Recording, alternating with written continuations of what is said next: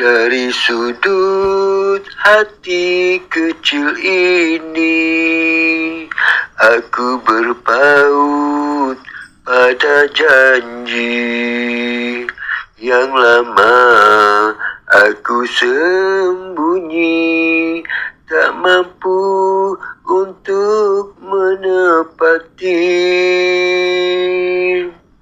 Ku jejaki laluan misteri, bertemankan sunyi sepi. Hanya bisikan suara hati meraung bergema di tirai mimpi. Dari tepian susur harapan, berbekalkan keyakinan, di permatang langkah perlahan, memikirkan suatu kebetulan.